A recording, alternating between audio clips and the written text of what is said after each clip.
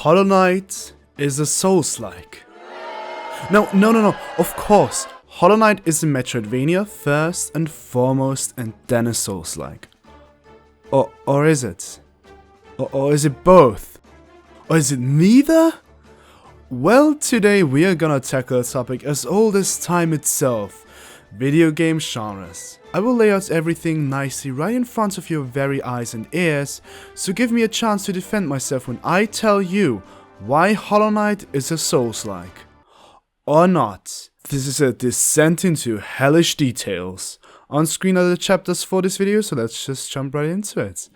First of all, I assume that most of you know what a Soulslike is. Fromsoftware's Dark Souls trilogy, Bloodborne, Elden Ring, and others are the original Soulslikes that have distinct qualities that make them Soulslikes. And over the course of the video, we'll look into all of these aspects and look at if and how they are present in Hollow Knight. The agreed upon inspirations that we know Team Cherry took from Fromsoftware are the corpse run mechanic and the rally mechanic. The corpse run mechanic goes as follows: when you die in a Souls-like game, you lose all the currency you currently have and have one chance to get back to where you died and get it back, otherwise you lose it all, slip and fall, and can never look away. In Hollow Knight, your own corpse starts fighting you back as well, which is a bit uncalled for because I just wanted to get my Geo back and not get confronted with my past mistakes. That's what staying up past 2 AM is for. But yeah, anyway. On the other hand, the rally mechanic that originated in Bloodborne works like this. When you get hit, you have a little time window to get a portion of the health that you lost back by attacking an enemy. This is kinda similar to Hollow Knight's soul mechanic, where attacking an enemy gives you more soul, which leads to you being able to heal or cast spells again. While the corpse run mechanic is so specific, it is quite easy to be reminded of other Soulslikes. I personally don't believe that the rally mechanic and the healing mechanic in Hollow Knight are too closely connected. Healing mechanics in combat-focused games are not that diverse in general, and there are still many differences between the two, so even if Team Cherry were inspired by that mechanic, it doesn't have too much of an impact on the decision on whether Hollow Knight is a Souls-like or not, even if it impacts gameplay in a similar sense that it prioritizes and rewards aggression over passivity. So is that it then?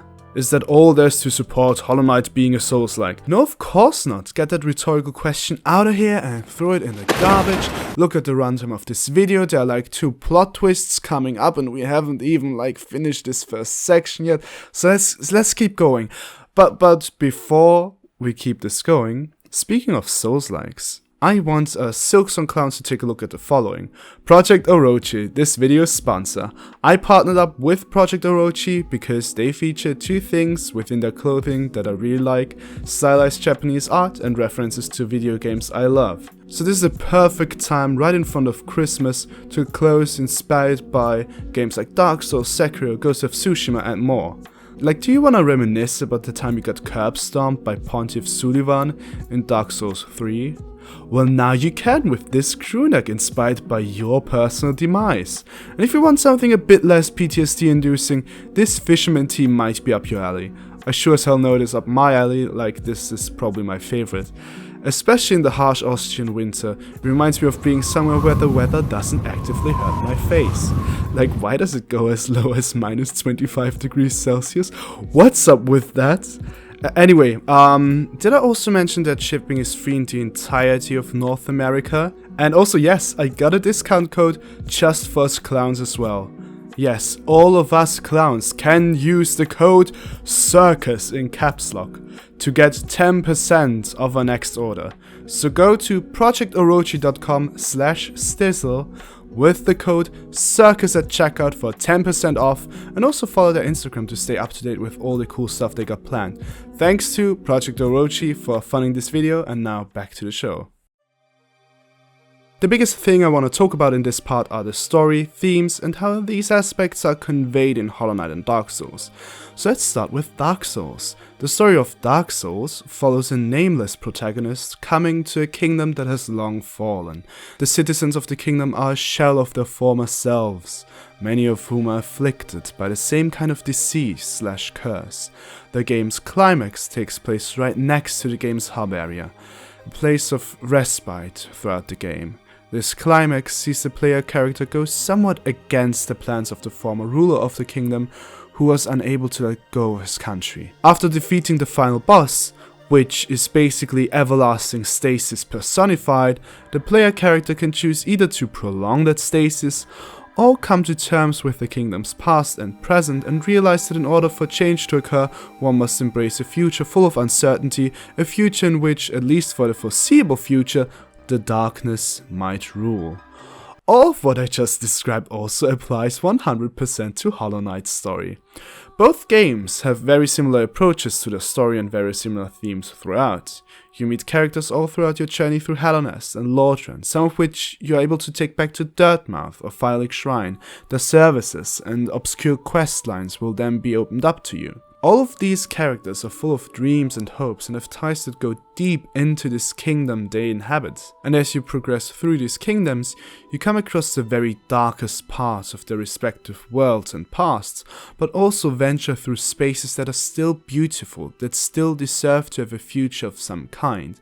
The past of the kingdom is something you need to discover yourself though. Dialogue is obscure, not treating you as a main character, but rather just as someone who happens upon whoever they are currently talking to.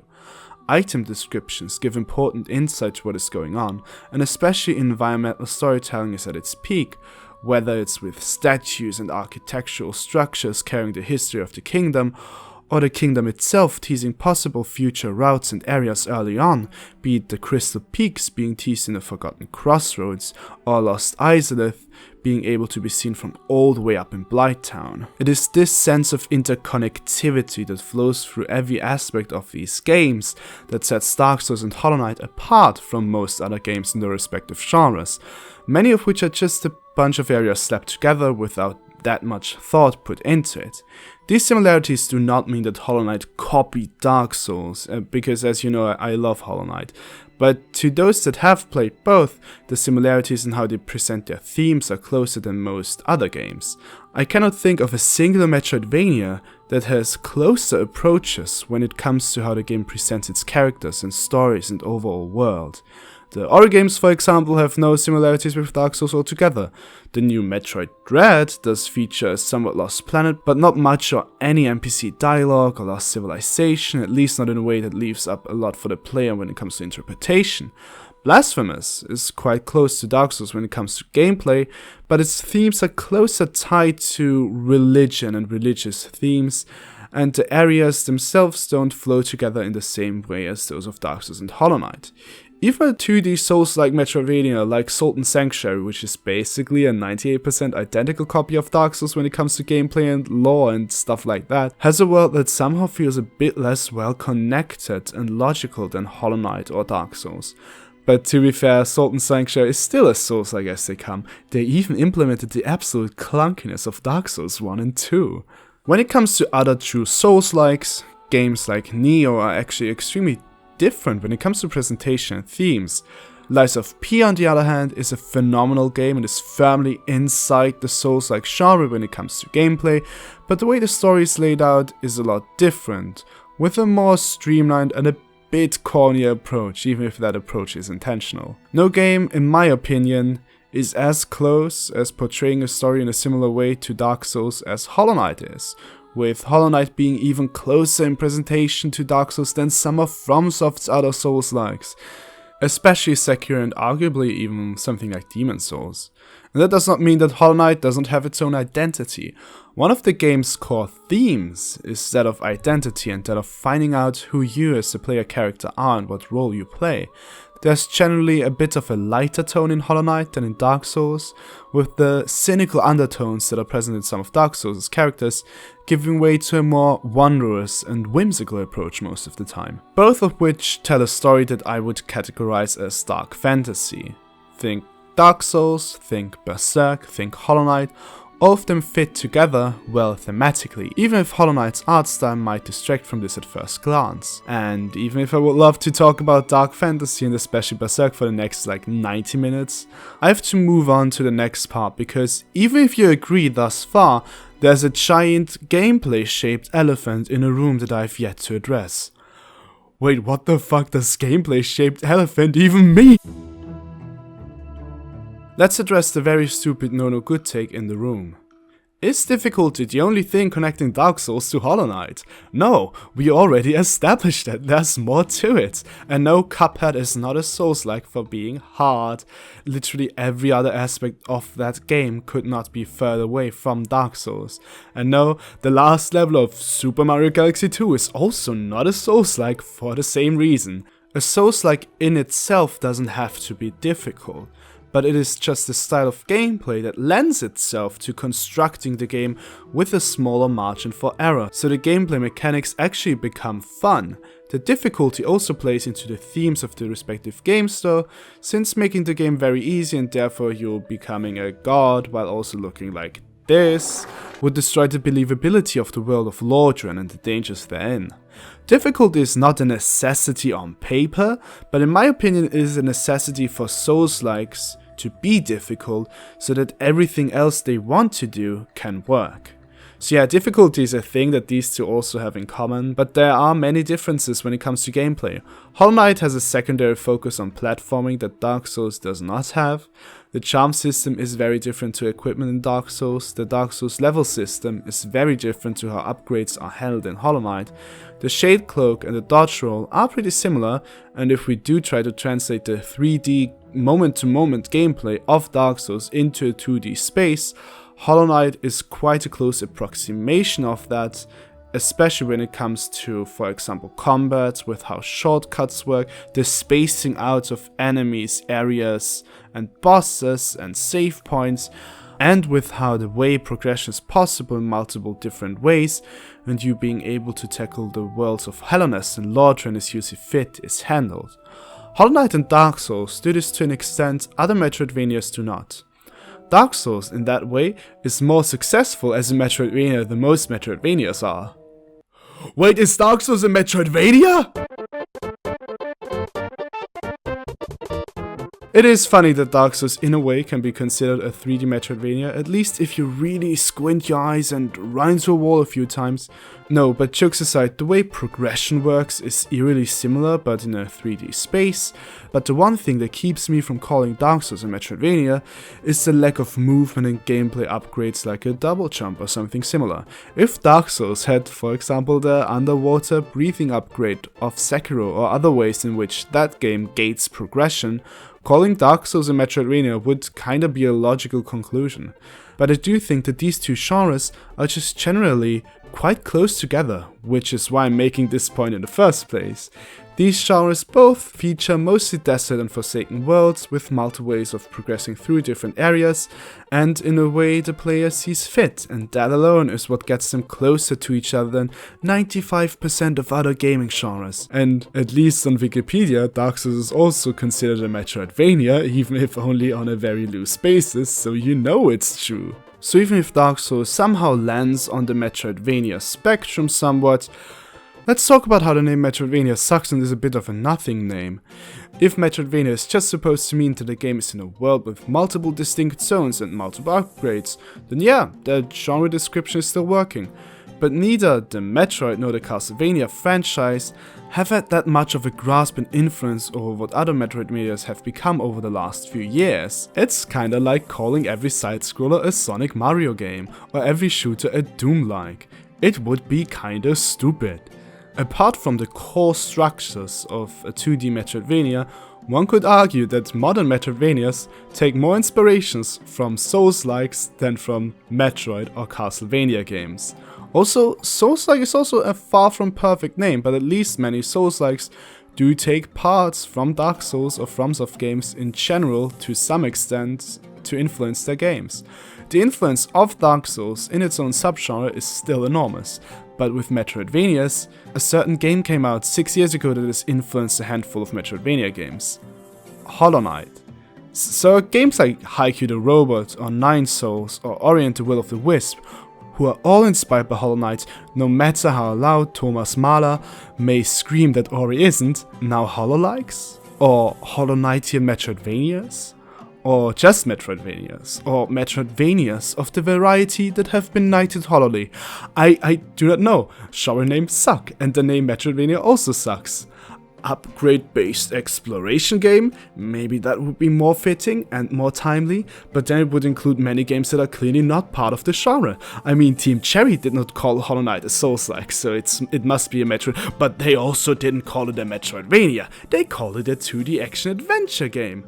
Dark Souls is a 3D action-adventure game. What even are genres? Is Hollow Knight a Faxana to like after all? I hate writing this script. No, that's a lie. Writing this is actually kind of fun. But I think we can't circumvent the fact that genres kind of suck. And with Hollow Knight being a Metroidvania, but also not as close to Metroid or Castlevania as you may think apart from the very skeleton of the game, and it being kinda Souls-like, but only loosely and only to some extent, and Dark Souls being a Metroidvania, but also not really, because Souls-like are just generally very close to Metroidvanias, so I like Souls-like maybe an evolution of Metroidvanias or a subgenre, or just two overlapping genres. And Dark Souls is also an action-adventure, even though that name sucks ass. What's the conclusion? I am a passionate person.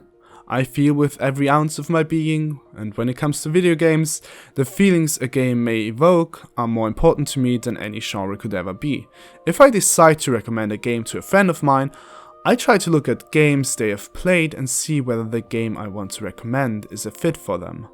And within that framework, I would rather recommend Hollow Knight to someone who has played Dark Souls or any Souls game than recommend it to someone who has played Super Metroid, for example, but has not played any other Metroidvanias somehow. Even though on paper Super Metroid should, in its entirety, be way closer to Hollow Knight than Hollow Knight is to Dark Souls, my gameplay experience playing these three games is quite different. My conclusions are also quite different when it comes to comparing these games. That is why, when I want a similar experience to Hollow Knight, I normally look outside of the confines of the Metroidvania genre. Not that many games capture a set of emotions that I want to feel and be exposed to in a video game, and these emotions range from experience to experience and can be found over a vast variety of genres. Genres are created so we can decide on where to put certain games, so we can categorize them. But why do we categorize games when each of these categories is lacking at best and, how experts would put it, whack bullshit at worst? I personally still prefer to use a mix of genre specifications and, just for the lack of a better phrase, vibes, moods and themes to figure out whether I want to play or recommend a game. That is because genres mostly encapsulate the gameplay, and if I know that one genre is just not for someone, then I'm not going to recommend a game within that genre. But I think we have to look beyond just gameplay, because while gameplay is a very important part of the game, of course it is not the only part, and I think there are many components that can make or break an experience for other players. And that is why I've come to a conclusion. Hollow Knight might not be a Souls-like, but it is a game like Dark Souls. Thank you for watching. And also, if you think that I only say all of that because I prefer Dark Souls over Super Metroid, I have one thing to say. I don't really like either. I think Dark Souls is, together with Dark Souls 2, the worst of the three, and every subsequent Fromsoft game is better than Dark Souls, and so is Demon's Souls. Praise the sun, more like praise this day.